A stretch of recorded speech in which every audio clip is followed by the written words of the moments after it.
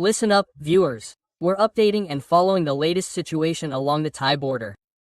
The border has been inundated by a Cambodian uprising, with 58 drone attacks in one day, across several areas and along the entire border.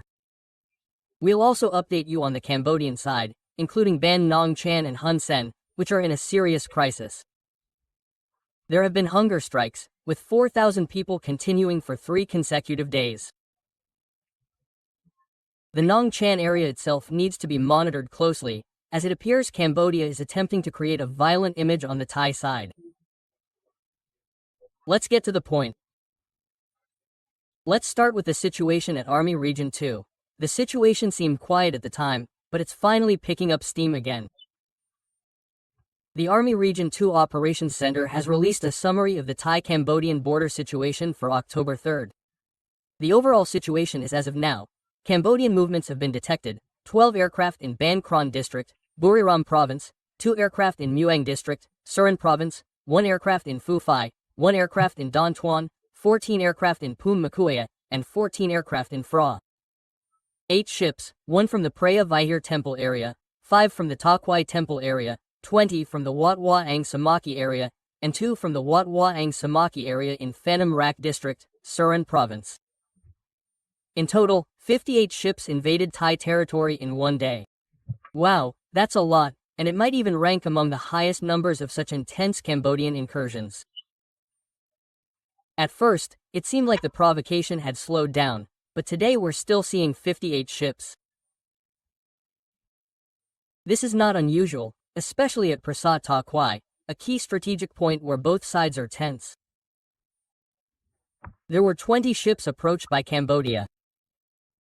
Currently, the Thai side is maintaining its existing strongholds and monitoring Cambodian movements, as well as preparing for counter-offensive actions. This is an update from the 2nd Army Region, which summarized the border situation on October 3rd. Another story. The new commander of Region 2 himself came out to explain to the Prime Minister after visiting our Thai border area today.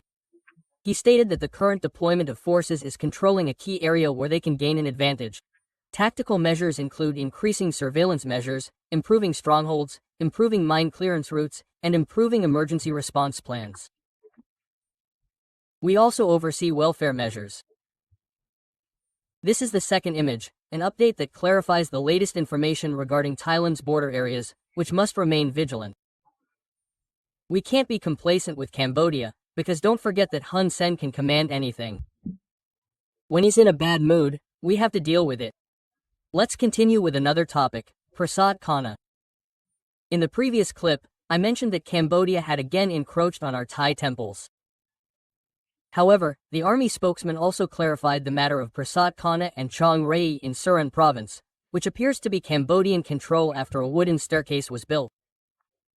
Our army has clarified that it has not yet received information and will need to inquire with Surin Province and the 2nd Army area for more details.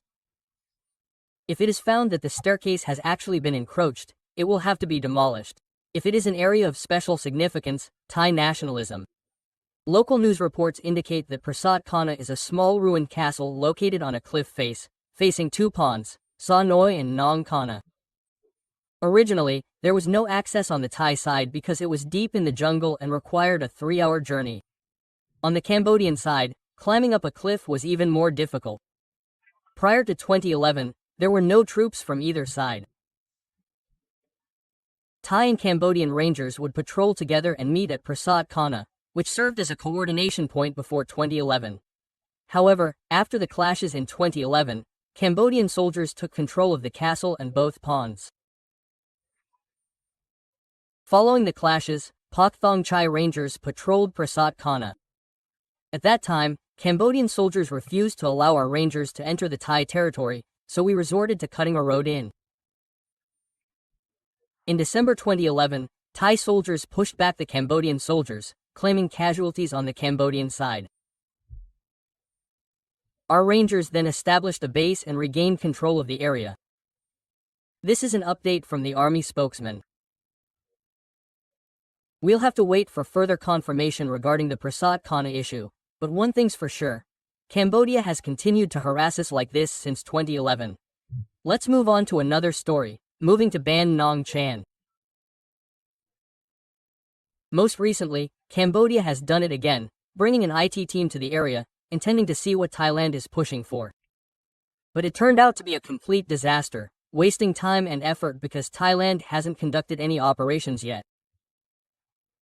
On October 3rd, it was the Cambodian army that brought a temporary ASEAN IoT observer team to Ban Nong Chan and Ban Nong Ya Keo to inspect the site, observe the situation, and also record a report on the border area.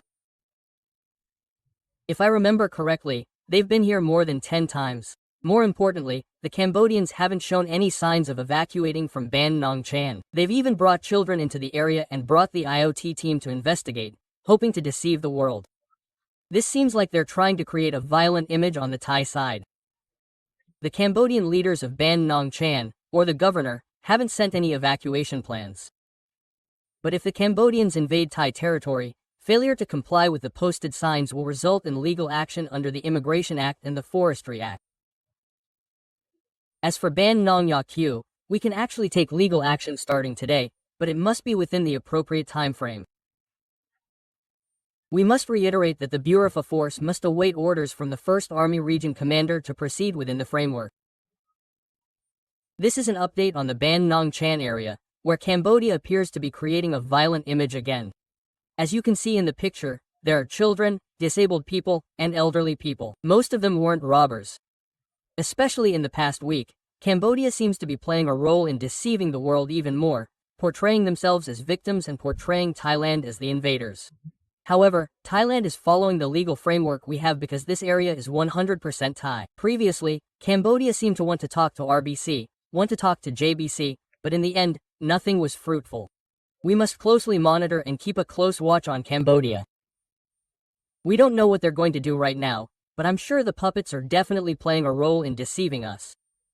I see. Once I've caught them, I'll be waiting to see and wait for updates. Now, let's continue with another situation. The brutality has had an effect on the economy, with our latest border closure. Thousands of Cambodian workers have risen up to protest against the factory and Hun Sen's government, demanding wage and welfare increases. If they ignore them, they'll threaten nationwide protests. Wow, right now, our border closure is causing Cambodia's economy to deteriorate significantly. The Cambodian labor protest situation is likely very tense. Recently, there have been a significant increase in protesters, with over 3,000 people continuing to protest and block Highway 3 in front of the factory in Kampong Seu province. There are also reports that traffic in front of the factory is severely congested, with a backup of over 10 kilometers.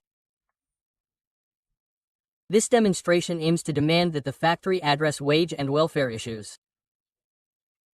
Crucially, it also sends a warning signal to the factory and the government that they will rally workers nationwide to protest together if their demands are met. Their complaints and problems have been ignored. Oh, Hun Sen is in serious trouble. This is a serious crisis if there really are protests. This factory has approximately 5,300 employees, and it's likely an industrial estate. The Khmer protests could be a model for Nepal, because today isn't the first day, but the third day of the protests, which began on October 1st. They've already blocked Highway 3 leading to southern Cambodia. We'll have to wait and see what happens next. Will this be the first Cambodian model? After the Thai border closure, it's had a huge impact on Hun Sen's internet, and the Cambodian government itself. We'll have to wait and see for updates, both in the 2nd Army area and the 1st Army area at Ban Nong Chan. That's all for this clip. If you like this update about the border, don't forget to like and subscribe to support me. What do you think? Leave a comment and let's talk about it. See you again with updates in the next clip. That's all for this clip. Bye bye.